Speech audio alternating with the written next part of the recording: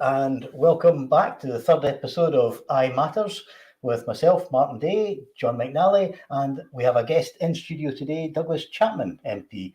We also were expecting a special guest of Michelle Thompson, MSP, but due to travel arrangements, Michelle's had to pull out, but she's very kindly sent us an audio file about the work she's been doing on the wellbeing economy. So we've got a wee video to play with that later on, or we could play that right away if folk want. But I'll give you a quick heads up on the exciting guests that we've got coming up. Over the month of May, there's not that many sitting Mondays for Parliament because of the May bank holidays and what's in recess and all the kind of stuff that goes on. So there are 2 Mondays that we expect to be sitting unless Parliament gets paroled for a King's Speech, which is another possibility, but I think we'll go ahead with the shows if we're up the road anyway. The 15th of May and the following week, the 22nd of May. So the 15th of May coming up, we're very pleased to say that we've got the good people from Kidney Care UK who are going to join us, and there's a really fascinating story to tell there about kidney disease.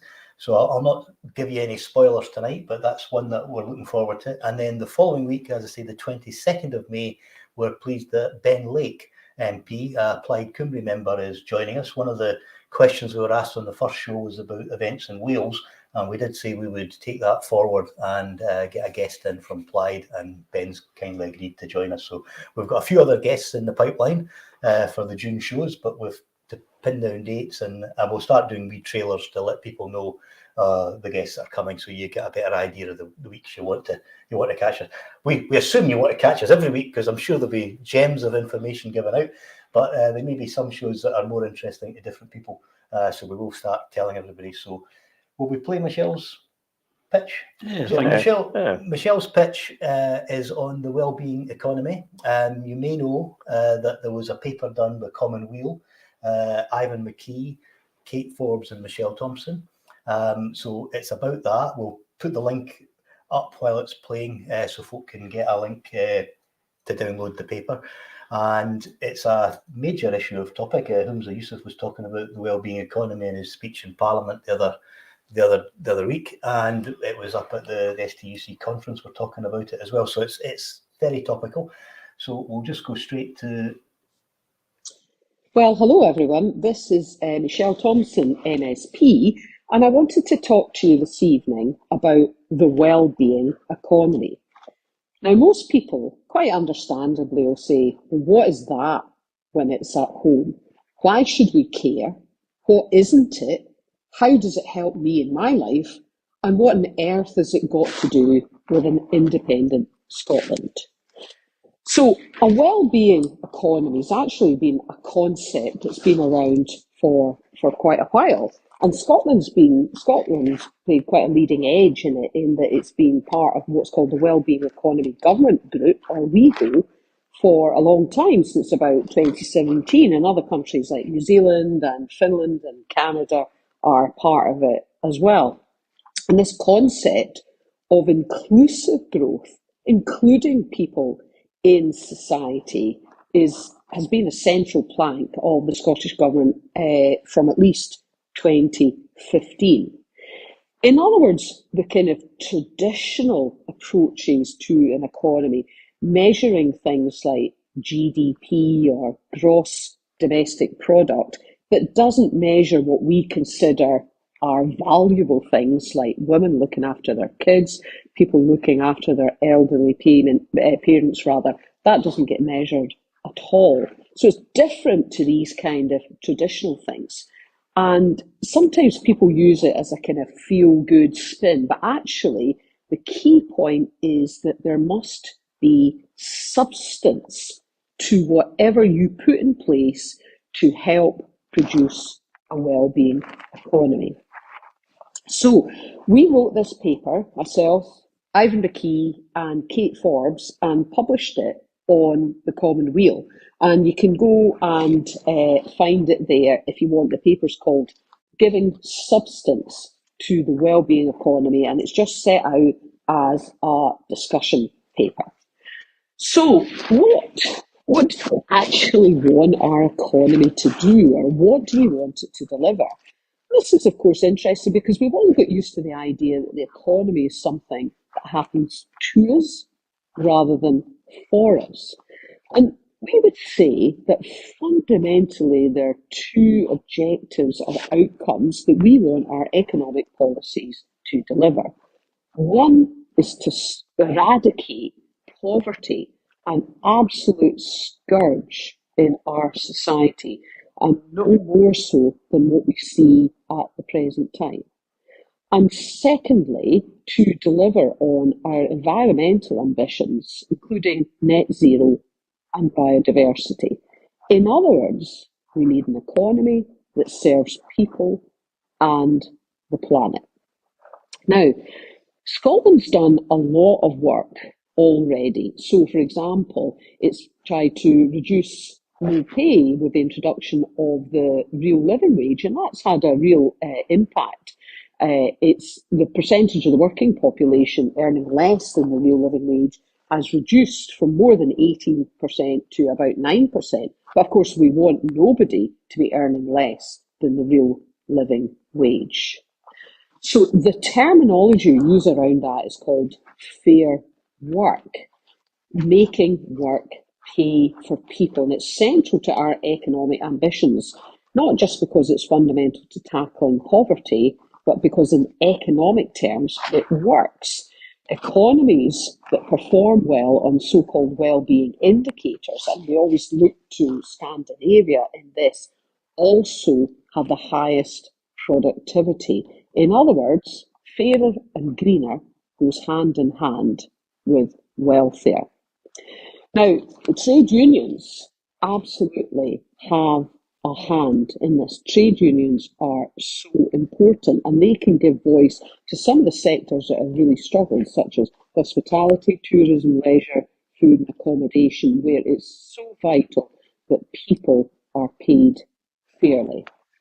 So there's a great deal that has been done, but a lot more that can be done. And there's a phrase used in government called conditionality, where conditions are made upon bodies getting receipt of public money that they must pay, for example, the real living wage. And another area that I think I'd like to see more of is equitability towards women. For example, women-led businesses, traditionally underrepresented and supported. And that's the sort of thing that we can do more of. And there's a lot of work going on here. If I could just move on and talk a wee bit about the climate emergency rather. Now, energy is absolutely at the heart of that. We're all just kind of coming towards the end of the very cold weather, but it's been a bit nicer today. But we know that we want our Scottish economy to be powered solely by renewable energy. Now, not only does it make good sense in terms of the climate emergency, but it also makes very good sense economically for Scotland.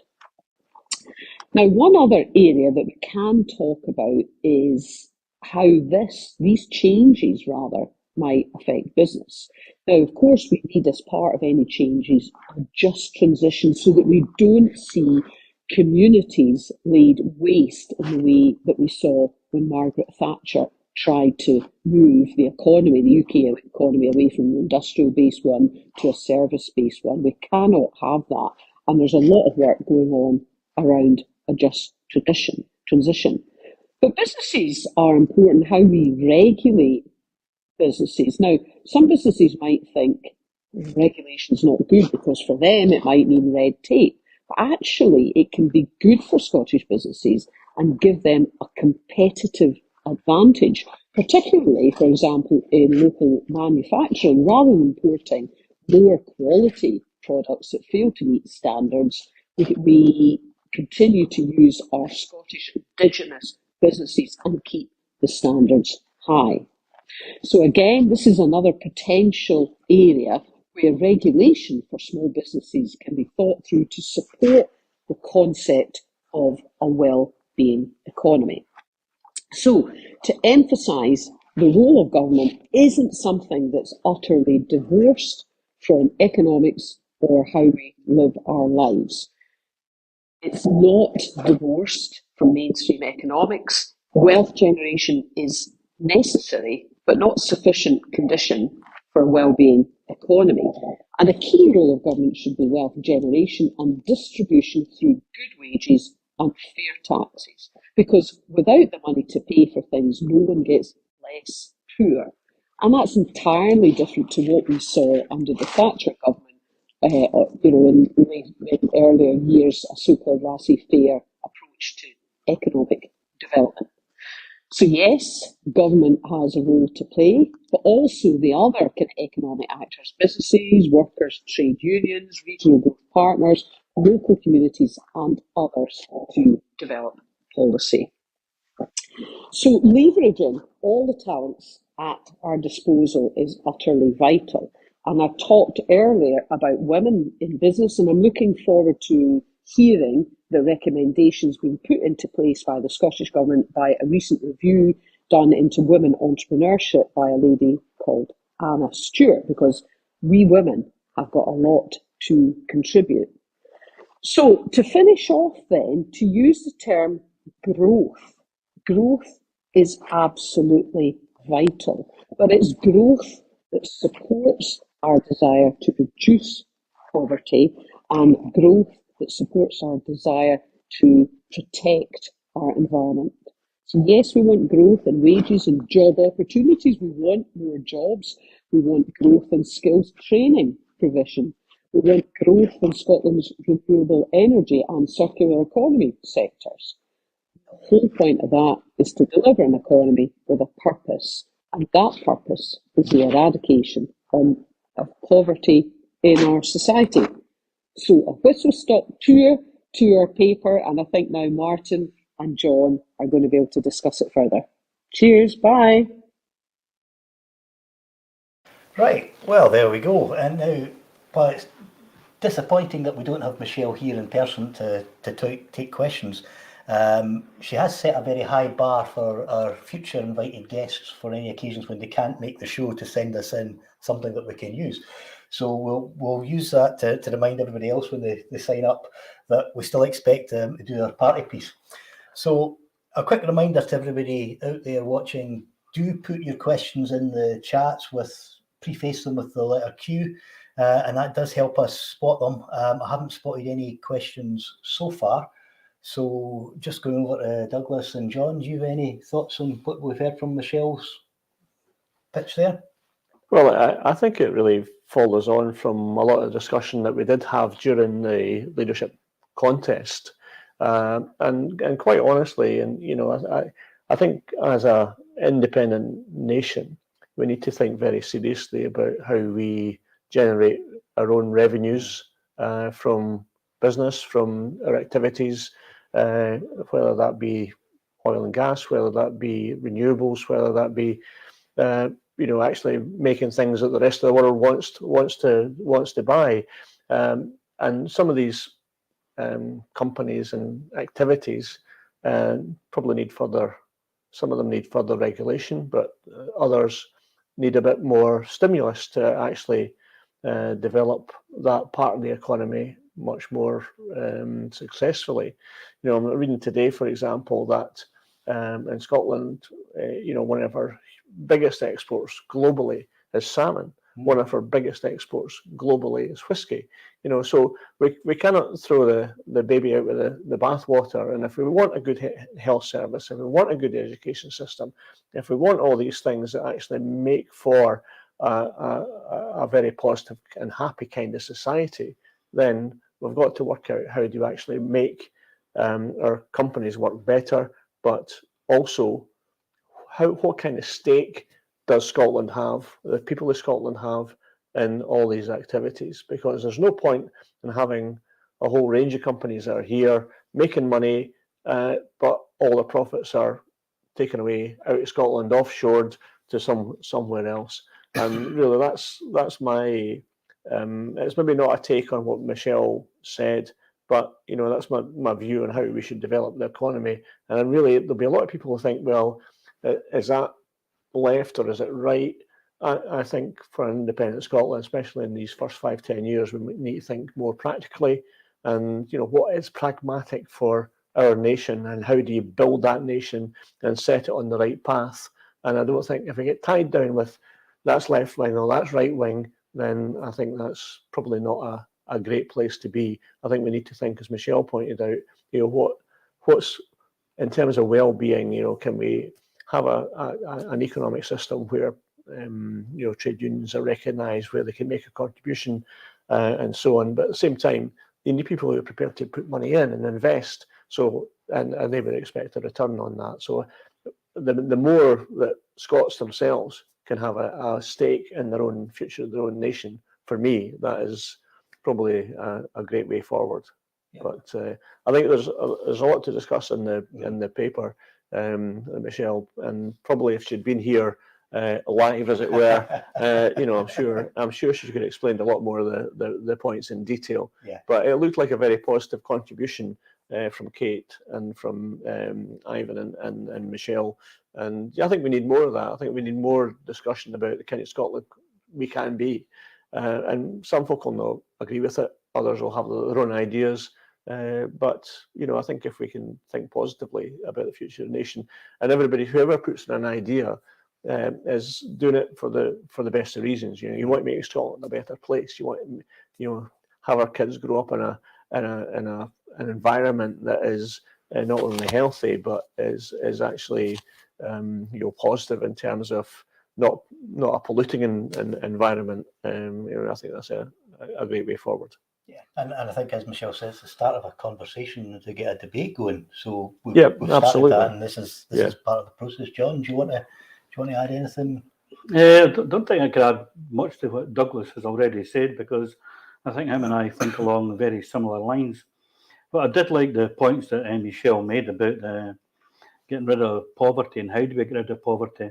So it doesn't just happen magically. You have to work locally to make that happen. And I'm always impressed, particularly when you go around local places like the trade centres, the engineers in your own local community, where you get into the enterprise zones.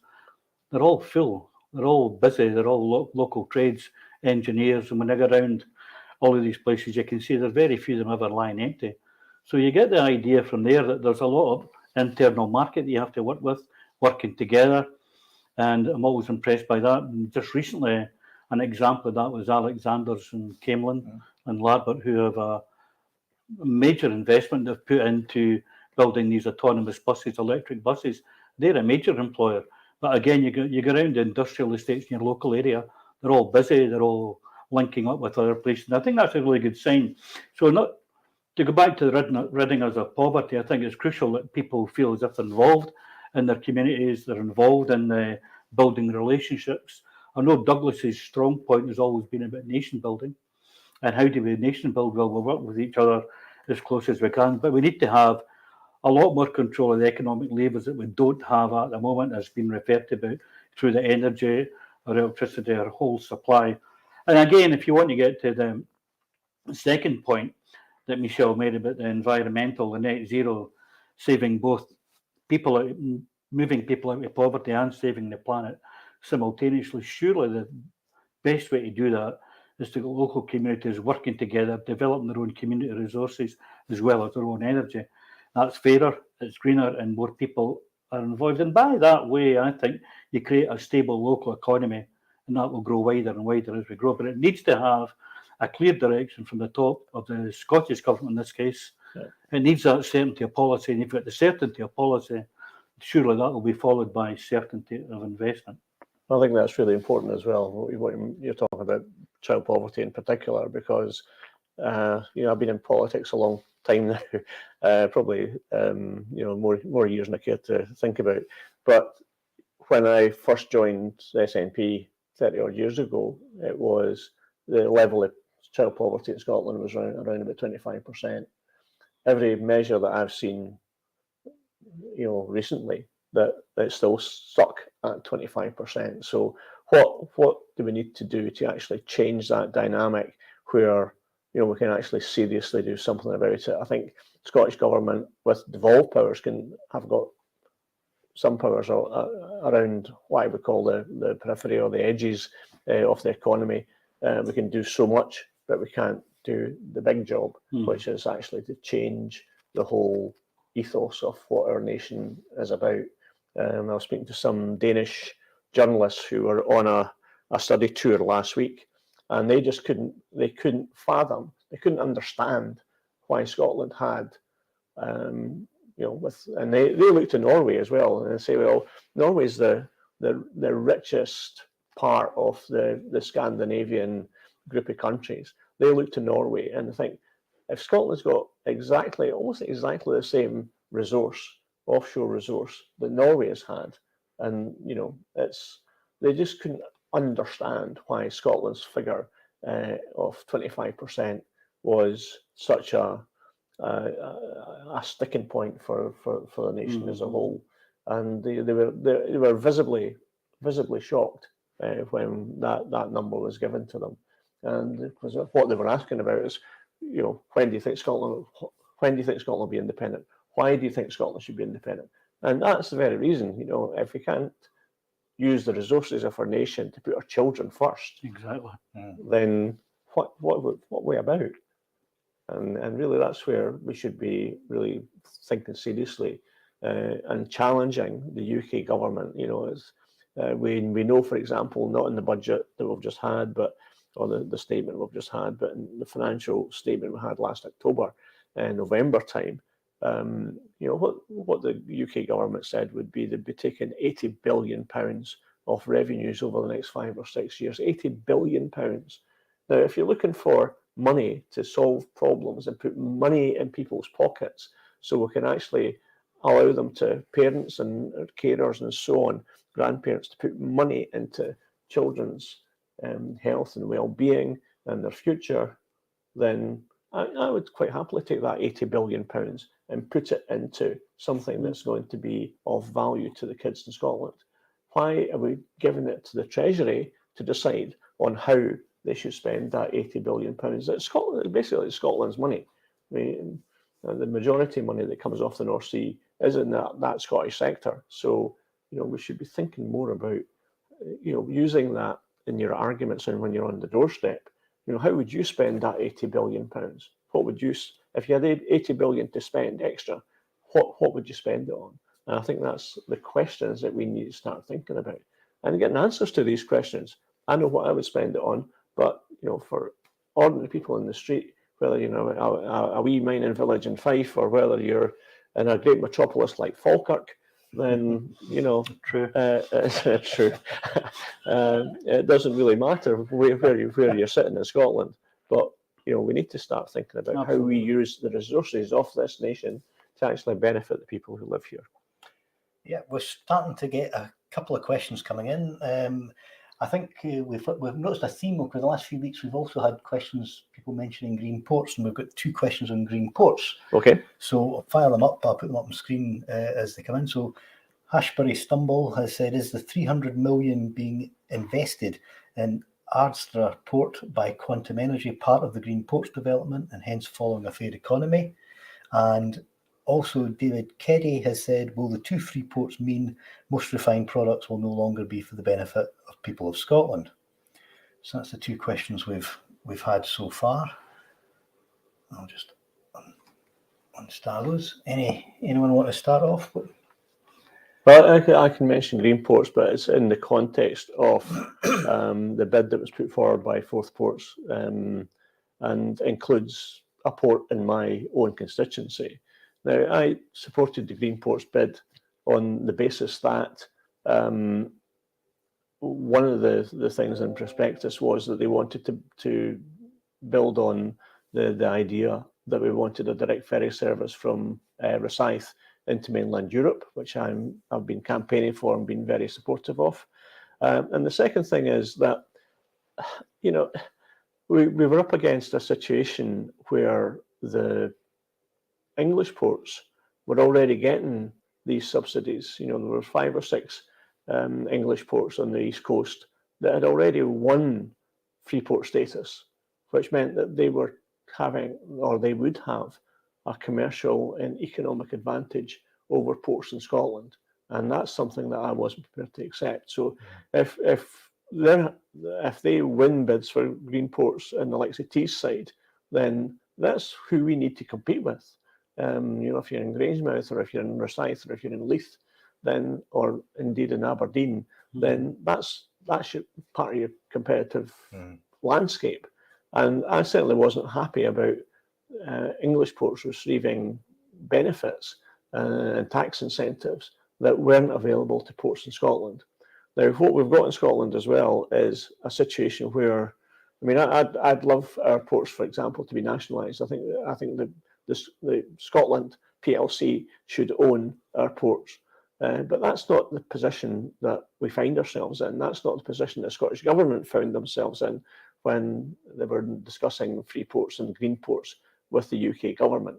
So again, it comes back to being pragmatic for me, and that's the reason that I supported the green ports bid, was that I thought it could be beneficial in terms of attracting new business and new activity into the likes of Grangemouth and Rosyth and Leith, and that seemed to be my driver for actually supporting the bid in the first place, because I've watched as both a councillor in Rosyth and now the MP for Rosyth, I've sat and watched acres upon acres of brownfield land sitting for the best part of 15, 20 years and not being developed at all, when we have one of the best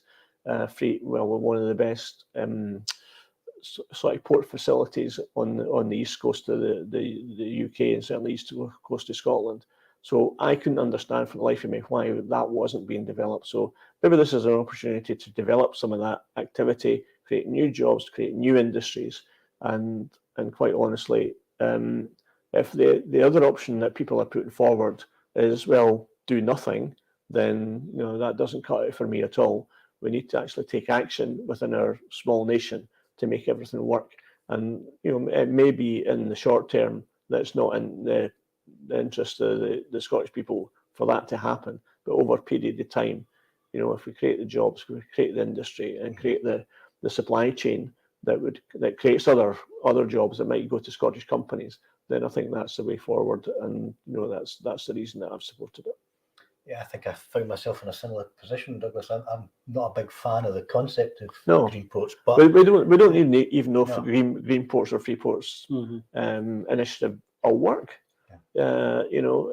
But as I said, the option is, if the other option is do nothing, then I think it's worthwhile giving it a chance to see if it actually creates a bit more stable economy. The local bid purely because it would give a competitive advantage, and I'd rather it went locally than to somewhere else. And I think that's the sort of rock and a hard place sort of position that we found ourselves in. Absolutely. I think there'll be a lot of questions now. We're getting a couple more coming in. Still not a lot of questions this week. Charles Smith has asked, have the panel a view on Holyrood having the required access to the expertise to give effect to these policies, given we don't have the fiscal levers yet? Alan Crowe is wondering if Westminster could be stopped from stealing the 80 billion. And there we go. That's it for questions at the moment. I would say that the first question is from Charles Smith. Yeah. What was the question again about we have the levers? Do we have the expertise, because we don't have the fiscal levers? If you have the levers, you will attract the expertise. Of that, I'm absolutely certain. And probably everybody sitting watching this will have somebody that they know works abroad, goes somewhere else, because we don't have the expertise or the investment. We have the expertise, we have the investment capabilities here. You just need to look at the financial institutions that we have. And we're certainly looking towards more ethical and sustainable investment in Scotland. We are leading the way in that. But there's a huge demand, and ex-members of this party, one of my good friends, Phil Boswell, he's a world-renowned expert on oil transition, the whole energy industry. And I think he's working out in America, or he's been working in South America. And I could name you half a dozen people like that, these experts that you would go to for advice, and combining that with the financial expertise, huge financial expertise that we have in Scotland. I've got no doubt we would. That's not to say people wouldn't leave the country. Of course they would, because that's what we do. You go and you come back and you still reside here. I know from recent meetings with people in my own surgeries, they're working all over Europe, and they're very concerned about Brexit, and they would rather work here and stay here and work and be part of Europe and be part of that expertise that delivered a stronger financial sector, and the Scottish Government would benefit from the industry expertise that we already have here. That I'm certain of. Yeah. Now, will we see how the guys have been getting on up in... I had one more thing earlier yep. on, go back to the green ports and free ports. You two guys are more expert on it than I am, but I did visit Grangemouth and visited Forth Ports and listened to the people that worked there. But I was quite astonished to listen to and be made aware of how many ports Forth Ports actually controlled. And there must be a conflict of interest between Forth Ports in Scotland and the ones they control in England. I can't remember the name of the one offhand in England, but I know for a fact that some of the people worked with were very concerned about the work that was going down to England and should have been coming to Scotland. Yeah, but I think it comes back to probably some of the major issues as well. I mean, Forth Ports is it was pre-Thatcher, a company that operated mainly in the Forth itself. Then privatisation came along, so it was all sold off, and there was a huge controversy about that at the time. But what that means is it was then taken over by venture capitalists, I think, and from there, there's a huge stake in Forth Ports that's controlled by a Canadian pension fund. It might be something like Canadian Teachers Pension Fund, something like that. So, it comes back to the point about these are resources that are in Scotland, and while they operate within Scotland, they can't move a port to somewhere else, but the profit goes elsewhere, and that's my big real concern, and that's what we're not really thinking through in Scotland at the moment. You go to other places, like we're trying to, let's say, establish the ferry. Who's going to supply that ship? Well, it's probably going to be DFDS. You look at offshore and wind farms. There's Danish companies,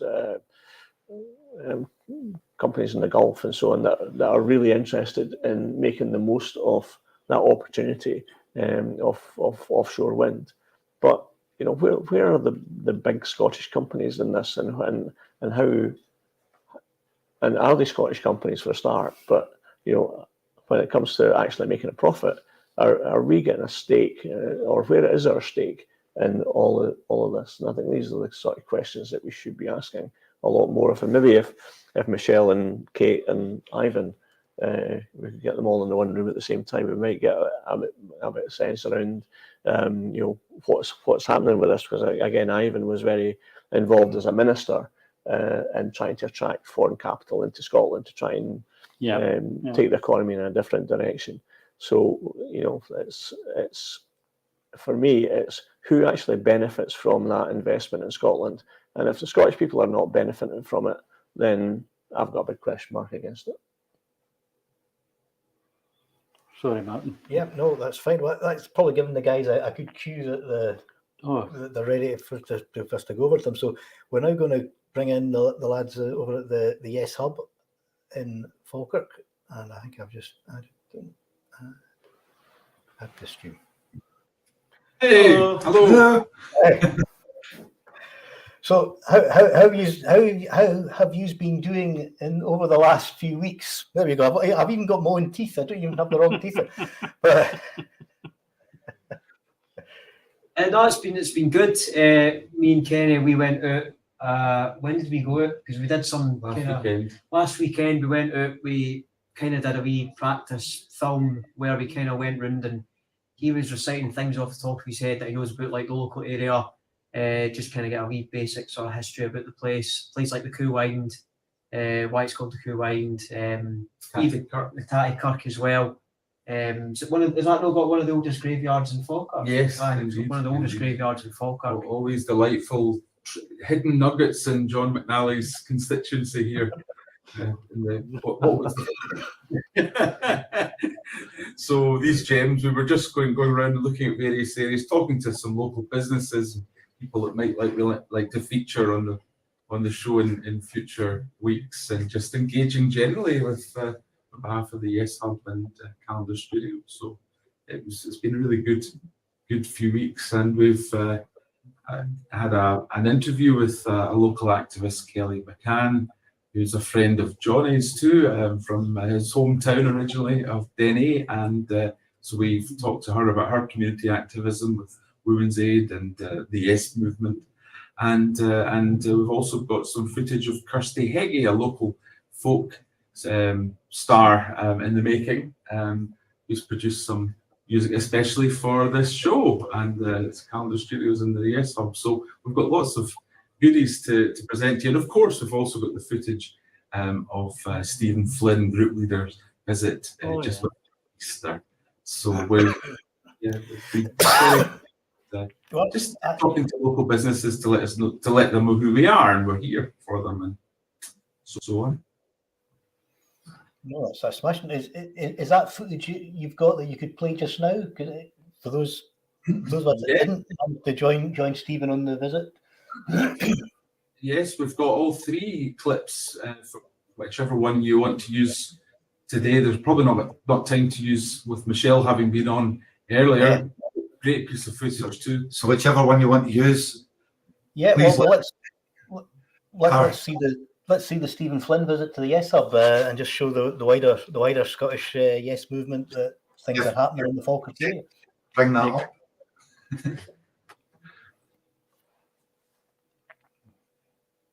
Oh, that's the wrong one.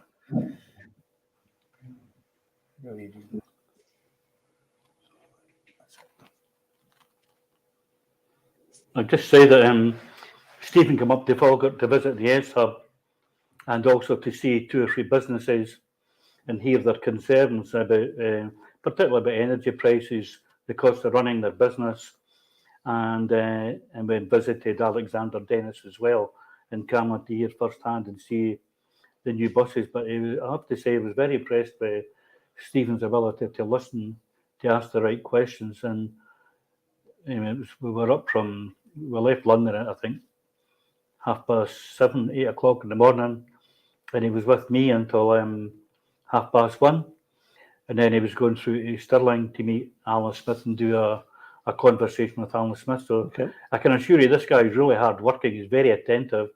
He's a great listener, and it's not just okay, we'll see about that. He's actually acted on what he's heard, and I know for a fact that the people that he met that day have been very impressed with his ability.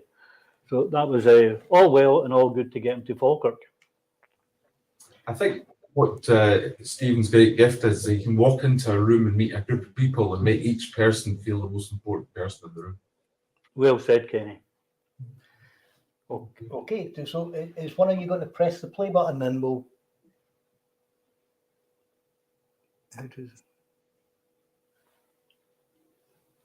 Is Kevin got it? Yeah, I sent it to Kevin. Oh, right, okay. Kevin's got the 3 videos. There we go. I didn't know that. Kevin is in the background, so I don't know if he's got a video ready. He can maybe hang on to see message.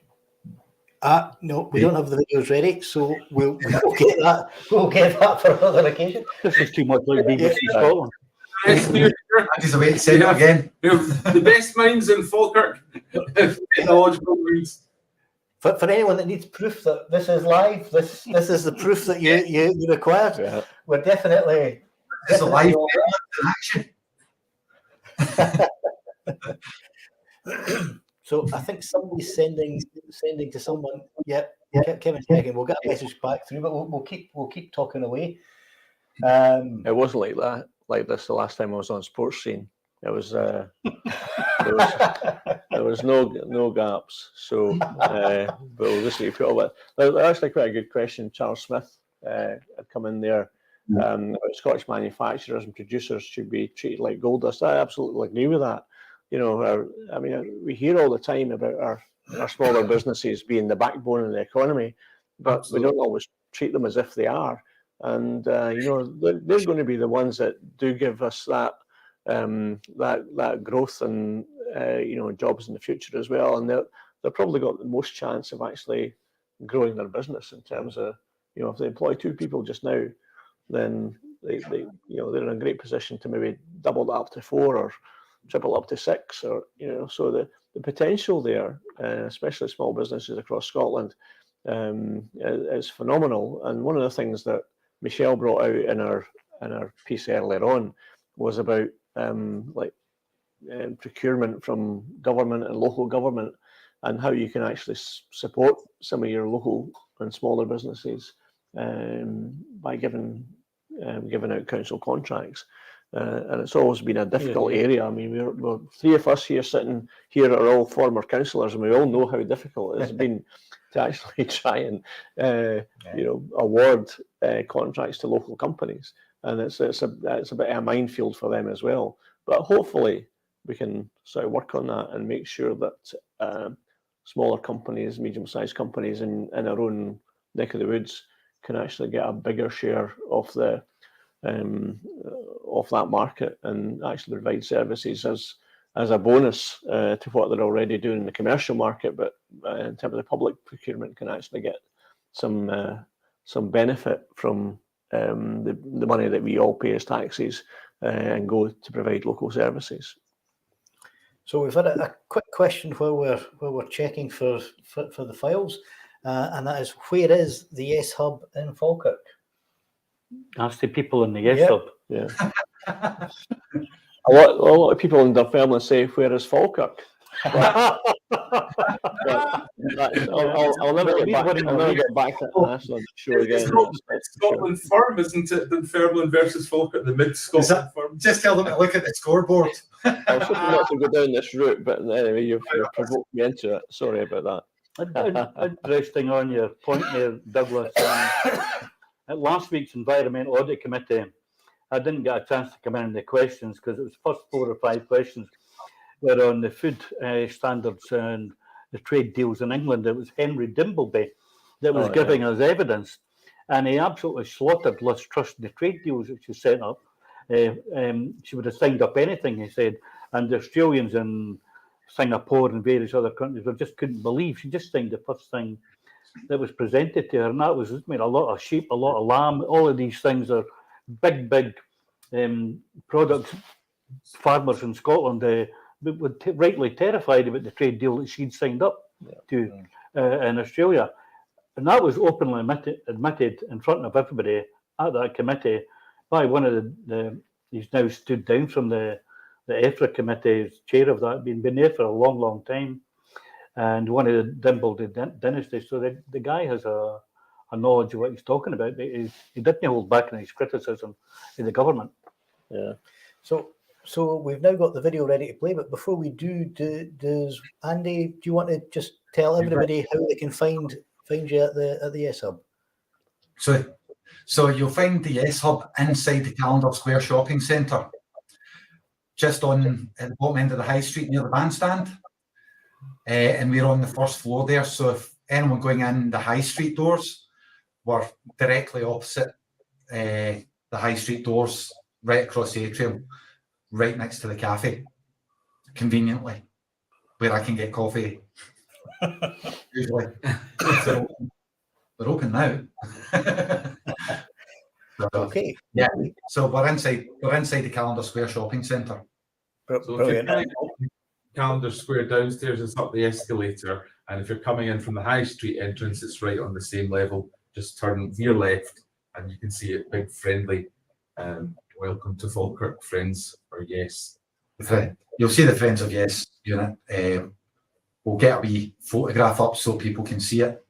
I think the Gremlin's going to send that photograph over to Kevin, so there's a wee photograph of where it is. And there's a post about the. You'll see it in the Stephen Flynn video. Yeah, and that's a good cue for the Stephen video. So here it comes now. Is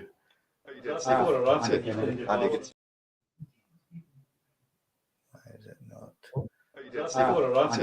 I can see it. Ian Murray, that's a name that means different things to different people as well. I'm Marie, one of Johnny's. I'm Johnny. This place is cracking, eh? You think it's okay? Yeah. How long's it been open? Think about, well, started here maybe just before the pandemic. Hubs is in place now, so the main thing for us is just to get everyone back together and move forward. There's nothing else for it, is there? That's the most important thing. We win when we're united, and just need to keep at it. Yeah. Do you think hubs like this are beneficial to the S movement? Yeah, absolutely. I think for folk, was an issue delving into broadcast mode. I think it's good to see, and I think it's important for the community to know that there is that groundswell of movement still there, and over the course of the next few months and years, we can continue to make the case for independence, because that's where we all want to get, isn't it? So yeah. Who's this guy? He's a tall character. But we'll do it together. That's the main thing. Absolutely. And in terms of what you're doing at Westminster under the new leadership, what's your sort of focus presently in terms of how to change direction? And yeah, just try to keep John in check, to be honest. I've been trying that for years. No, so we've got the twin track important approach at Westminster. Part of that is to hold the UK government to account, because nobody's going to do that if we're not there. It's as simple as that. And the Labour Party, when it comes to many of the key issues, simply don't do that in the way that they should be doing.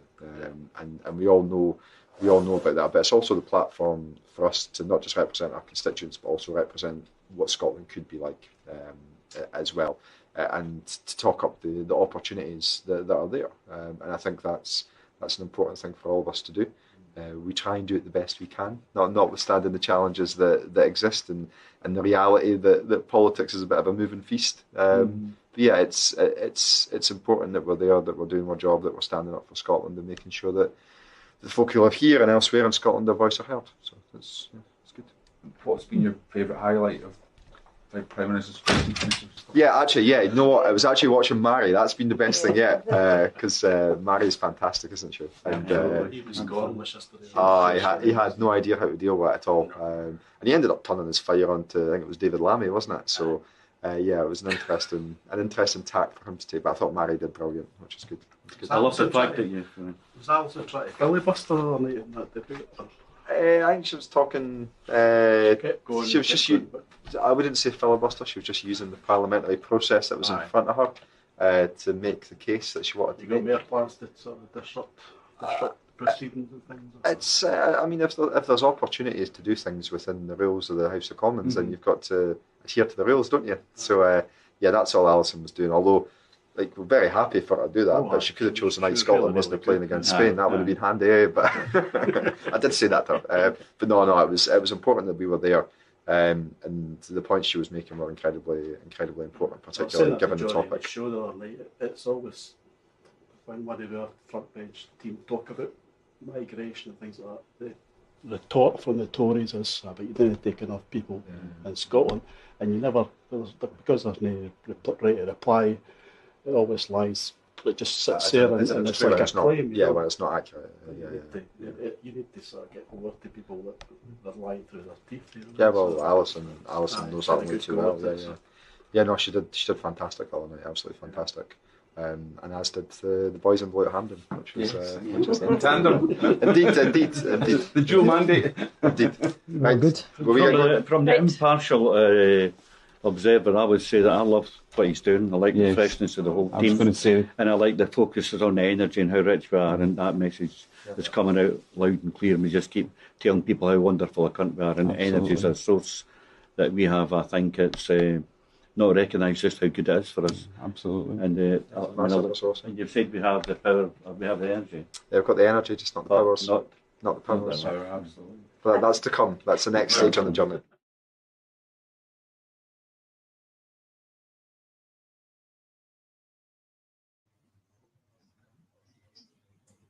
So there you go. And you would have seen the studio from there. Indeed. And we would welcome any visitors. We're open to all welcome to come and have a look at the facility. Yes Hub is this section of it, which is a community facility which various groups can use for activities and meetings, social engagement. We've got the Scottish Green Party that meet here from time to time, and next door is the studio media facility, and they work very much in tandem together. It's a good team. It's a great project.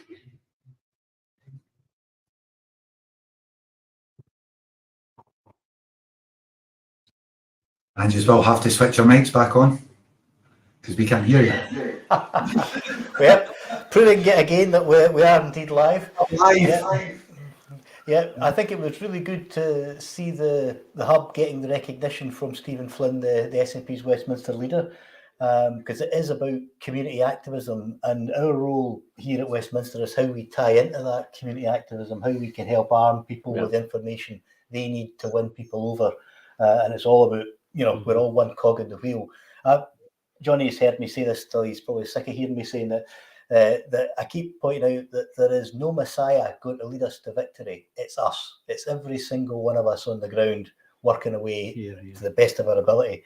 And that's the message we've got to get out there. We've got to tell people, go out there and campaign and convince people and get our independence.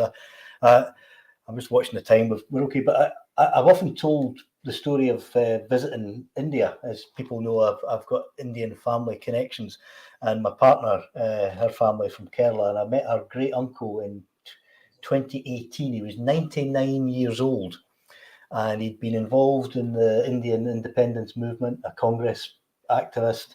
He was a civil servant for the British regime, and he leaked information to keep people ahead of arrest, and was part of the intelligence movement over there.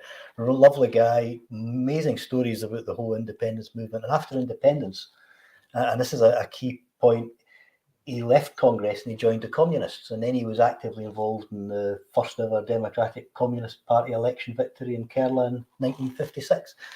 And at the end of this conversation, when I first met him, I asked him a question at the end. I says, I hope you don't mind me asking this, but I've always wanted to ask someone involved in an independence movement this question: did you ever have any regrets about independence? And the old boy looked at me with these steel grey eyes, and what he said floored me. He said, yes, I didn't do enough. And I think that is the message we all need to get out there. Even when you're on the winning side, you think it's going well, you've just got to do that bit more, because there is no one else to do it. It is us. So we're coming towards the end of the show. It's we've got 7 minutes to go, and we've also got an art video to play, the Kirsty Heggie song. We'll do that at the end, so we'll keep talking till lead of the hour, and then we'll finish off with the video, which I haven't seen myself yet, but I'm looking forward to seeing, because her performances we saw at the Leslie Riddick event was absolutely first class. So I know we're going in for a treat. Any thoughts on what you've seen tonight, Douglas? I think what you're saying about down to us is really important, and it comes to personal responsibility. And I suppose it's about, if you really want something, then you've got to keep on going until you get there. And obviously the party have had a lot of issues to deal with of late, but we need to get back on the horse again, and actually, if we actually think that Scotland's going to be a fantastic country as an independent country, then why wouldn't you give it 100% plus an extra 10 to try and make that a reality? And it's not an easy path. And for me, it's and I know Martin and John have been at this a long time as well. But 30 odd years, there'll be many more people who have given a lot more than that. But they keep on going, and they keep turning up, and they keep voting the right way, and that's what we need to just keep doing, and doing more of it. Our cause is just, it's honest, it's true, and I think we want our independence for the benefit of the Scottish people, and that's the bottom line. Make their lives better, and we can't do it without it. I agree entirely with everything that everybody's said, and getting the message out there is the most important thing. We are a marketeer's dream in Scotland. The brand that we have is recognised across the world, and I know that we are recognised. And I always like to quote that great philosopher Baloo the Bear when he said, "This requires brain as well as brawn," and I think Scotland's loaded with both. Yep, just trying to give a shout out to some of the questions we've had. We've not got to every question, but we've got most of the questions that came up tonight. We've had one, and I have to say I don't know the answer to this one. Evelyn Hume has said, want to look into it. Is it true that Fujitsu subcontracted Infosys for our St George's Day alert yesterday? Anyone heard?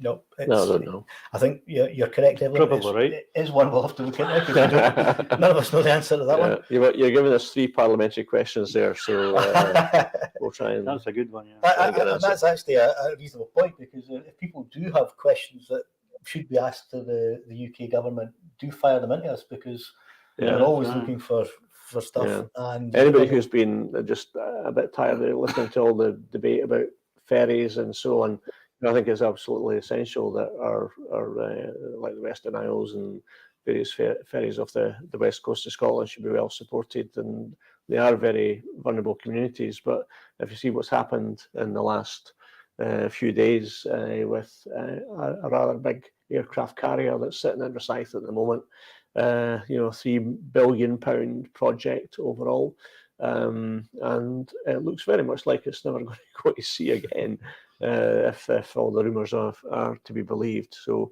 while we get all hung up about a few £100 million, which is a lot of money, but in the great scheme of things, probably not that much. But in comparison with £3 billion, that might just go to scrap. I hope it doesn't, but you never know. But that's certainly the way of things at the moment. And I think if we tend to take all these matters very seriously in Scotland, but when it happens south of the border, I'm afraid it's just brushed under the carpet. And what £3 billion are you talking about? We don't know anything about that. So it's all about. We need to think a lot more about how we actually phrase and things and turn things around and frame them in a way that actually puts pressure back on the UK government instead of taking it all on the chin. A long while ago about the Elizabeth line, it was just overspent by hundreds and hundreds and hundreds of millions of pounds. Hardly got any time of day in the news. Well, like Elizabeth line, things like that. Yeah, that's the one. Crossrail. Cost £18 billion and was £4 billion over budget and 4 years late. So, but that never rates a mention in the Scotsman or the Herald or any of these other papers who are prepared to, try and undermine the confidence of the Scottish people. Well, that's almost time for tonight. So it's been really good having you along today, Douglas. So thanks very much. Pleasure. You can obviously tell we found the button to play videos, because we've played 2 already, and we're going to go out with a third one. So before we play Kirsty Heggie song, do watch the whole thing. I say I haven't watched it myself yet. This will be a real treat. I know from what I've heard of her stuff that it's first class, and do check her out on YouTube, because her stuff on YouTube is absolutely brilliant. Real great collection. John, do you want to say anything before we end? No, I'm delighted again. We're just taking the time, Martin, to put all this together. To our guys in Falkirk, to Kevin, and to Douglas again for coming along tonight. So I don't know who's got the brains and I don't know who's got the brawn, but probably a combination of both. I've got the button. You've got the button. Well, you've got the brain and the brawn. Let's play. It's been really good once again, and a very quick hour. Thanks. I was just one last comment, that just been following on from what Douglas has just been saying. It reminded me very much of a Hugh McDermott quote, which you may remember: "For we hate faith in Scotland's hidden poors. The present's there, but all the past and the future's ours." It is indeed, yes. Yeah. Well said. Yeah. Drama school, I think, isn't it? But yeah. Okay, well, we'll now end tonight's show, but it ends in 5 minutes' time once the music stops. So here we go with Kirsty Heggie, folks. So thanks for watching. Thank And you. as I say, tune in the 15th of May for us with Kidney Care UK, which will be quite an interesting specialist show. Thanks very much. Thank you.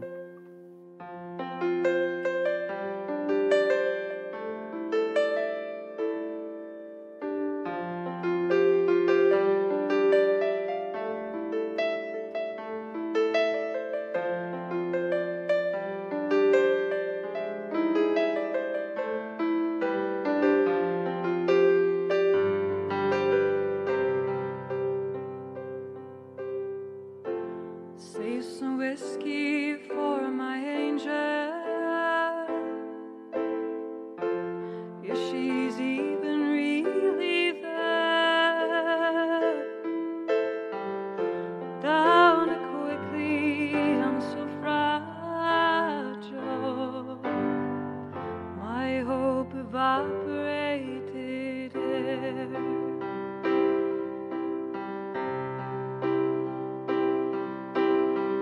Mood is wavering from the highest to the lowest measure. My spirit's drunk on angels' share.